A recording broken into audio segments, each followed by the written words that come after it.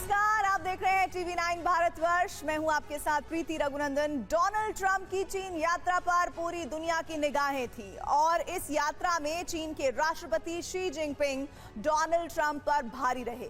इसका क्या मतलब निकलता है? क्या शी जिनपिंग ने ट्रंप की ही नहीं बल्कि अमेरिका को झुकने के लिए मजबूर किया इस मुलाकात के दौरान? जिनपिंग कैसे चीन के सबसे बड़े ताकतवर नेता बन गए हैं, जानने के लिए आपको दिखाते हैं आज का स्पेशल शो न्यूज मेकर। क्या डोनाल्ड ट्रंप बीजिंग पहुंचने से पहले ही किसी ट्रैप में फंस चुके थे? ना कोई बड़ा ऐलान, ना ऐतिहासिक करार, ना कोई हिदायत और ना ही कोई दिलासा। क्या शी जिनपिंग ने डोनाल्ड ट्रंप को चीन आने से पहले ही किसी तरह से सरेंडर करवा दिया था? शी जिनपिंग डिप्लोमेसी के खेल में डोनाल्ड ट्रंप को अपने आसपास भी नहीं फटकने दे रहे हैं। जहां ट्रंप की डिप्लोमेसी बहुत ही आक्रामक है, इतनी आक्रामक कि वो अपने पुराने साथियों को भी धमका रहे हैं, वहीं शी जिनपिंग अमेरिका के पुराने साथियों को रेड कारपेट बिछाकर स्वागत कर रहे हैं। आखिर कैसे शी जिनपिंग चीन की राजनीति और अब दुनिया की राजनीति में इतने अहम बन गए? शी जिनपिंग ने पिछले कुछ साल में पीएलए के शीर्ष ढांचे को लगभग पूरी तरह हिला दिया है।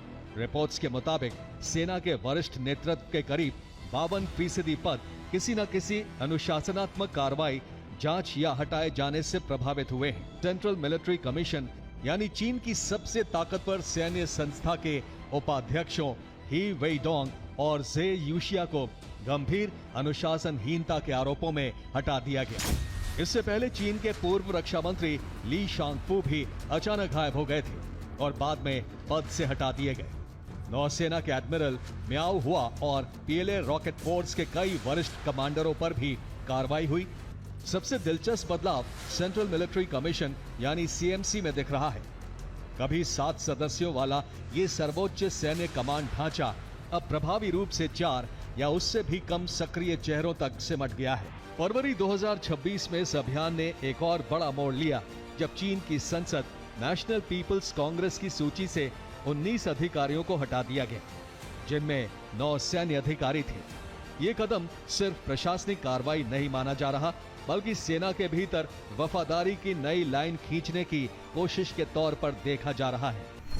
शी जिनपिंग चीन की सत्ता पर एक बार पहुंच गए तो उन्होंने धीरे धीरे करके सभी संस्थाओं को अपने कब्जे में ले लिया। इसकी एक वजह सर्वाइवल है तो दूसरी वजह लगातार बदलती दुनिया में चीन को रेलेवेंट रखने की कोशिश। हालांकि अमेरिका इतनी बड़ी महाशक्ति है कि किसी एक नेता या किसी एक देश को उसको रिप्लेस करना करीब करीब असंभव है, फिर भी चीन में शी जिनपिंग ने टुकीडाइडस ट्रैप का जिक्र किया। डिप्लोमेसी की रहस्यमयी और पेचीदा दुनिया में शी जिनपिंग के लिए एक चीज बहुत आसान है कि उन्हें डोनाल्ड ट्रंप से डील करना है, जो खुद कई बार मान चुके हैं कि अमेरिका कमजोर हो गया है। हालांकि शी जिनपिंग और डोनाल्ड ट्रंप दोनों में एक बात आसान है और वो ये कि वो मुल्कों से रिश्ते ट्रांजैक्शनल यानी कारोबारी रखते हैं, और शायद ये कमजोरी भी है क्योंकि इसी वजह से दुनिया के मुल्क ना जिनपिंग और ना ट्रंप पर पूरी तरह भरोसा कर पाते हैं।